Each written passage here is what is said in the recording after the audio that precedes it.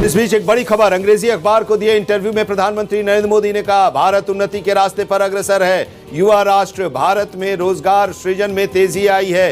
लोकतंत्र को खतरे में बताना भारतीयों का अपमान है। संविधान में संशोधन की कोई भी बात निरर्थक है, सीधे तौर पर प्रधानमंत्री नरेंद्र मोदी ने कहा है। इजराइल हमास युद्ध को लेकर प्रधानमंत्री नरेंद्र मोदी ने कहा कि भारत ने गाजा को मानवीय सहायता देने का समर्थन किया। शांति के लिए भारत कुछ भी कर सकता है और जो भी संभव हो भारत जरूर करेगा। कनाडा के मामले पर प्रधानमंत्री नरेंद्र मोदी की दो टूक, उन्होंने अभिव्यक्ति की आजादी की आड़ में हिंसा फैलाने की बात कही है और साथ ही अलगाववादी घटनाओं से प्रधानमंत्री ने कहा कि वो काफी चिंतित हैं।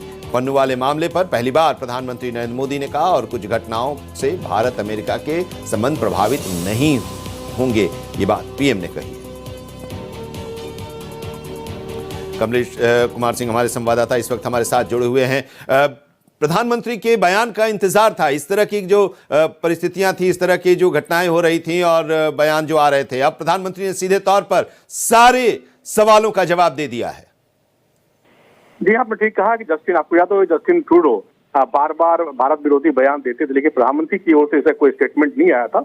ये जरूर था कि विदेश मंत्रालय इस बात का खंडन करता था कि सबूत दें, लेकिन पहली बार प्रधानमंत्री ने कुछ साफ साफ कहा है और ये भी साफ संकेत दिया है कि अभिव्यक्ति आजादी की आड़ में आप आतंकवाद या अतिवाद को बढ़ावा नहीं दे सकते।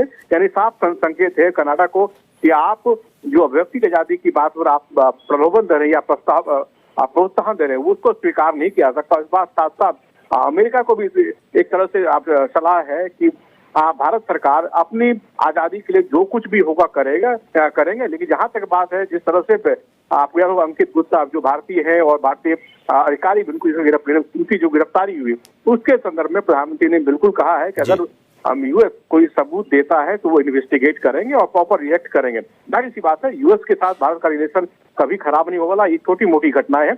ऐसी स्थिति प्रधानमंत्री के स्पष्टीकरण से निश्चित रूप से ये बात साफ साफ संकेत विश्व बिरादरी को गया है कि भारत एक सुदृढ़ हाथ बन के उड़ा है और किसी भी स्तर पे आतंकवाद को भारत प्रभावित या बर्दाश्त नहीं करेगा, चाहे वो कनाडा की तरफ से ही हो या किसी और देश से समर्थित हो। शुक्रिया इस पूरी बातचीत के लिए और प्रधानमंत्री के इस बयान के बारे में विस्तार से बताने के लिए कमलेश जी आपका।